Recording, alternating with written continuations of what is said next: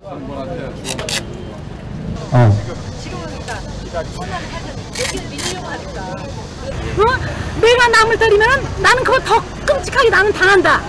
내가 남을 죽이면은 나는 진짜 죽음밖에 나는 나에게 더 이상 없다라는 그런 강한 인식을 심어줘야 돼요. 그리고 이제 그 감시 체계라든가 이렇게 요번에는 또 누구야 그 윤일병이 그 부모님이 와서 이제 면회를 오려고 하는 것도 방해하고 또 저 누구야 그런 여러 가지 사건들이 이걸 좀 키운 것 같아요. 보니까 이런 편단에 맞아갖고 치료를 하더라 해도 그 뭐 혈압을 받아야 된대요. 그러니까는 맞고도 못 오는 사람이 많고 군의관이 보면은 10명 중에 한두 명은 폭행당해서 맞은 것처럼 보였는데도 절대 맞았다 소리 못한대. 어떤 경우는 선임병이 따라온대. 맞았다 할 수가 없는 거지.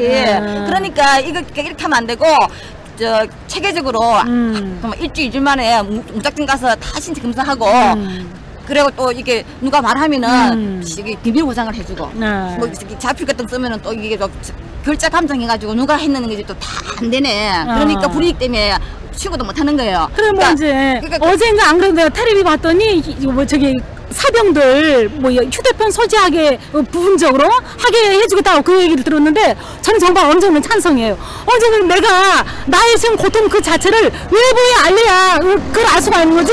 이렇게 그 폐쇄된 공간에서 그러고 70년대 80년대 잠깐만 이런 걸 이렇게 폐쇄를 시켜놓으면 도저히 나의 고통을 알릴 수가 없어요. 그래서 어느 정도 뭐 나라의 군 기밀 같은 이런 게 밖에 나가지 않는 보안 조치를 취해놓고 나서 그 다음에 나의 상황을 핸드폰을 사용할 수 있게 해주는 것도 그거 굉장히 중요한 것 같아요. 핸드폰 사용할 수 있게 하는 것도 중요하고 그 주범인 그 이병장이가 그분은 저기 공격성이 강해서 좀 정신적으로 그래서 좀 경위가 대가 경고 조치가 나온 사람이래요.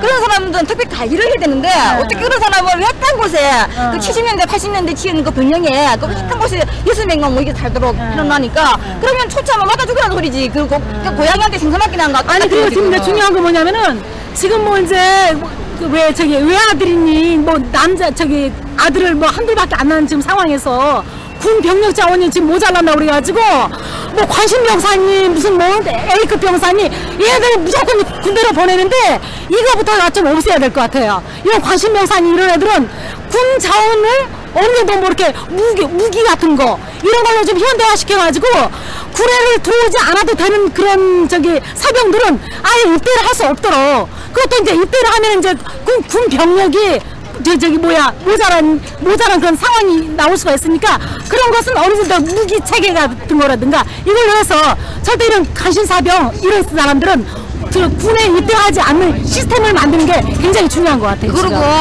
지금 한 육군이 한 15% 정도는 이제 돈을 좀 수달해가지고 좀 이제 현대화됐대요 시설 자체가. 근데 아직까지 해체할 것은 70년대 80년대 지은 곳에 샤워실도 없고 막 뭐 이상한 데를 어떻게 이런 데가 있나 싶은 그곳에서 이런 사건 그런 실질적인 22사단, 20 뭐 임병장 그 사고 난 곳이 다 70년대 80년대 지어놓은 그런 곳이래요. 그 가면은 이 병사들이 너무 스트레스를 받는 이렇게 격리가 돼 있는데 이번에 28사단 거기도 보니까 다른 뭐 군 부대하고 약간 격리가 돼 있다고 그러는데 이런 데는 특히나 그런 데는 CCTV를 설치해야 되고 그 감시한다고 다 해야지 특히나 그런 곳에는 그런 곳에 해체하게 군인을 보내지 마. 애들 다 죽이게 생겼어요. 통상적으로 교과서에서 뭐라고 배웁니까? 삼권 분립이라고 얘기하죠. 그렇죠? 네. 여기에는 입법, 사법, 행정부가 있습니다. 이런데 군사법원은 국방부 장관이 밑에 있는 지휘관들이 모두 재판에 관여할 수 있는 구조로 갖춰져 있습니다. 그러니까 살인죄로 공소장을 변경하더라도 결국은 평의에 들어가서 자기가 임명한 즉 법적인 지식이 하나도 없는 심판관을 통해서 두 군판사의 보직을 또는 인사권을 쥐고 있는 지휘관이 재판에 개입해서 살인죄로 유죄를 인정 안 할 수도 있다는 것을 충분히 잘 알고 있을 것입니다. 여러분들 잘 기억하실 겁니다. 15사단에서 어떤 일이 있었습니까? 노소령이 자기의 부관인, 부하인, 보좌관인 5대1을 성추행하고 지금 어떻게 되었습니까? 지금 어떻게 되었습니까? 집행유예로 석방되었습니다. 이게 집행유예가 난 사안이 아닙니다. 사람이 죽었어요. 사람이 죽었고 성추행이 유죄로 인정되었습니다. 그런데 이 사건이 집행유예로 가해자를 풀어줬습니다. 이게 우리가 말하는 사법정의입니까? 이것이 우리가 말하는 사법정의입니까? 이런 군대에 어떻게 장교를 보내고 어떻게 부사관으로 보내고 어떻게 병사로 보냅니까?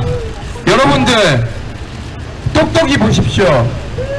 여군이 대이면은 결코 낮은 직책이 아닙니다. 하물며 대위도 당합니다. 일병이 죽었어요.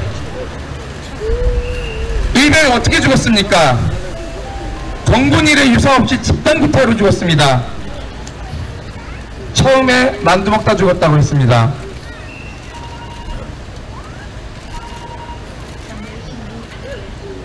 오늘 심정지가 된 사람을 사망이라고 하지 않는 국방부 김민석 대변인을 보면서 과연 살인죄로 유죄를 판결할 의지가 있는지 저는 한입 갖고 두말하는 오늘 그 광경을 봤습니다. 40여 분 동안 심장이 멈췄습니다. 40분 동안요. 사망 아닙니까? 사망이죠. 선행사인이 무엇인지에 대해서 공소장에서는 이유를 밝히지도 않고 있습니다.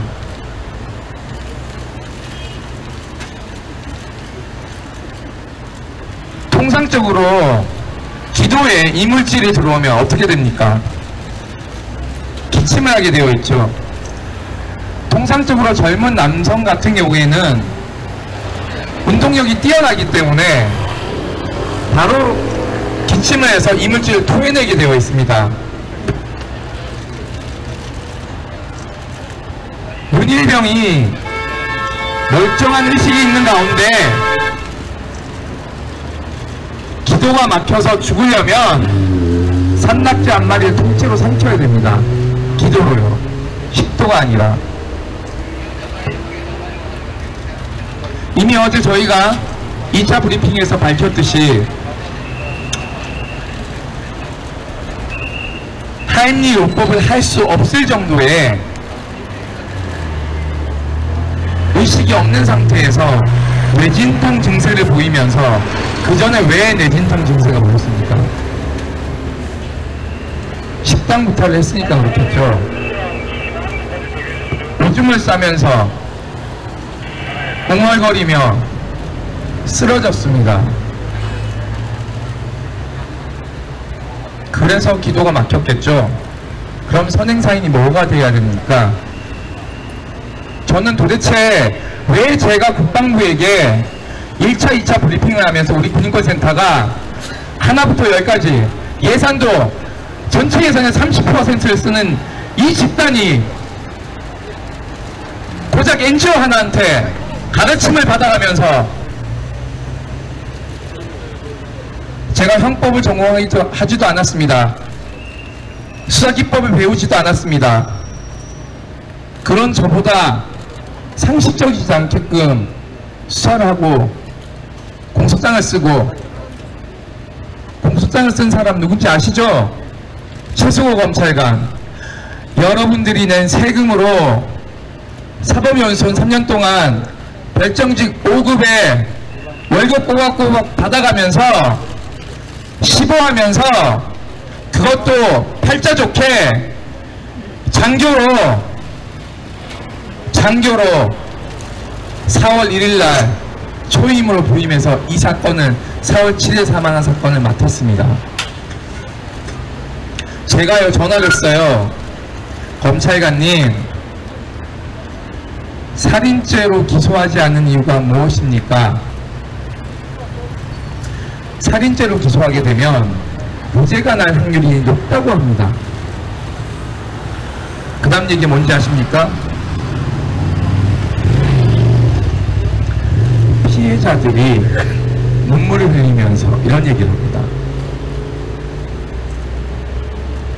저는 순간 착각했어요. 내가 피고인들의 변호인과 이야기하는지 검찰관하고 이야기하는지. 그 다음 얘기가 미필적 고의가 없었다고 합니다. 살인의 의도가 없었다고 합니다. 상해치사죄로 이미 천자 맞추기 수사를 했음에도 불구하고 저에게 그렇게 이야기했습니다. 그러면서 더 하는 말이 살인죄로 유죄를 받는다 하면 주범만 높은 형량을 받고 공범들은 낮은 형량을 받는다고 이야기합니다. 저한테도 그렇게 얘기했고 유가족에게도 그렇게 얘기했습니다.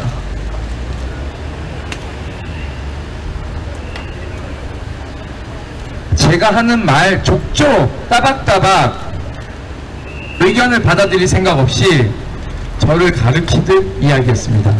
물론 저보다 법을 더 많이 안다고 생각하니까 그렇게 했겠죠. 그래서 제가 가르쳐줬습니다. 주의적 공소사실과 예비적 공소사실은 아시죠? 이게 잘 모르는 것 같더라고요. 저 그때 법대에서 누구한테 형법을 배웠는지 모르겠어요. 조국 교수한테 좀 물어봐야 되겠어요. 네? 여러분 트위터로 조국 교수님한테 최승호란 사람을 형법 가르쳤는지 성적 뭐 줬는지 한번 뒤져보고 에이플 줬으면은 조국 교수도 좀 반성 좀 하라고 하세요. 더 많이 배웠으면요 누구 편을 들어야 됩니까? 약자 편을 들어야죠. 없는 사람 편 들어야죠.